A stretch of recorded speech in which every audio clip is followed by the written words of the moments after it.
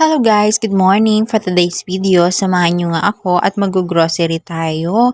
Dito nga lang yan sa LCC Baaw.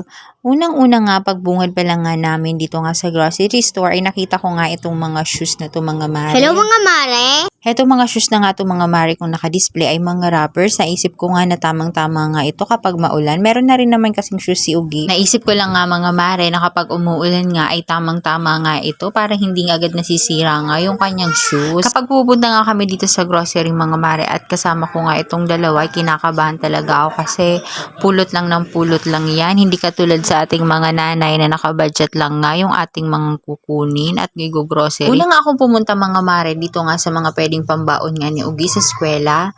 Araw-araw kasi ay may pasok na ang bata kaya kailangan meron nga tayong mailalagay na baon sa kanilang bag. Kaya pag nag-grocery nga kami mga mare, hindi nga talaga mawawala ito nga mga biskwit.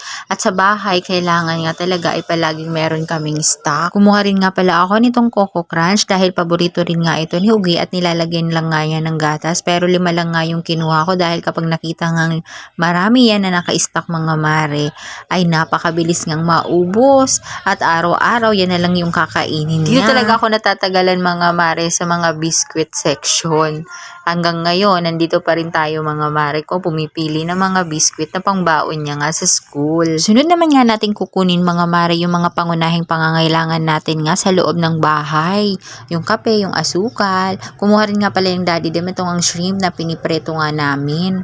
Masarap din kasi ito mga mare, lalong-lalo na kapag nanonood ka nga ng TV. Nakandito na nga pala tayo mga mare sa mga frozen products. Hindi na rin nga pala ako kumuha ng hotdog kasi meron pa namang stock sa bahay na hotdog. At saka malimit din nga akong bumili ng hotdog or mga frozen products mga mare kasi nga mas gusto ko talaga yung niluluto yung ulam namin. I mean yung gulay, karne or isda. Gusto ko kasi yung mga ganun, hindi ako mahilig sa hotdog. Sunod naman nga namin pinuntahan mga mare, heto nga mga panimpla sa pagluluto. Wala na nga pala kaming liquid seasoning kaya kumuha na nga ako dyan ng liquid seasoning. Pero yung iba naman ay meron pa. Minsan nga mga mare kapag nag-grocery ay talaga naman palagi akong nagka-calculator para hindi nga tayo sumobra sa ating budget. Iba rin kasi mga mare kapag tamang-tama lang nga yung ating mga pera. Siguro kung sobra-sobra nga at wala nga tayong iniisip na ibang babayarin, pwedeng hindi na nga tayo mag-calculator. Kumuha na rin nga pala ako dito ng gatas. Yung una ko ang kinuha mga mare, yung single lang. Pero may nakita nga akong dalawahan, mas makakamura ako. Kaya yun na lang ang kinuha ko. Tsaka ito ang Milo dahil hindi nga ako nagkakape. Milo lang nga yung